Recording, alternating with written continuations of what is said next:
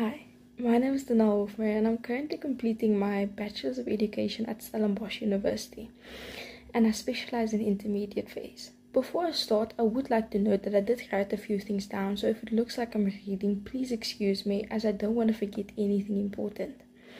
For me, teaching has always been more than lessons and textbooks. It's about inspiring curiosity, creativity, and compassion in children.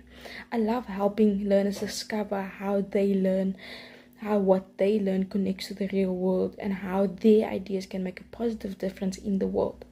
What drew me to Korean School South Africa is your vision for sustainable and purposeful learning, where education and care for the planet goes hand in hand.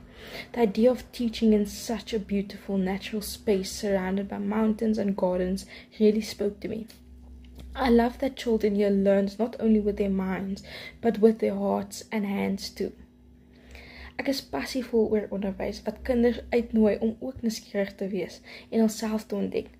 Ek probeer altyd leer prakties en betekenisvol maak, of dit nou deur buitelugaktiwiteite, groepwerk of kreatiewe projekte is. Vir my is onderwys 'n kombinasie van kreatiwiteit, empatie en groei, vir beide myself en vir die leerders. Wat my besonder opgewonde maak oor Korean Schools is die kans om saam met 'n ervare mentor te werk. Ek hou daarvan om idees te deel, by ander te leer en nuwe energie en entoesiasme in die klaskamer te bring. Ek glo dat onderwysers by mekaar moet leer en mekaar kan ondersteun, net soos ons wil hê ons leerders moet. I see this opportunity as a beginning for a meaningful journey, one where I can learn, grow, and contribute to something truly special.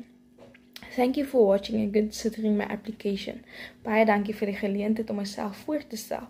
Ek sien regtig uit daarna om moontlik die Korean Schools familie, 'n deel van die Korean Schools familie te word.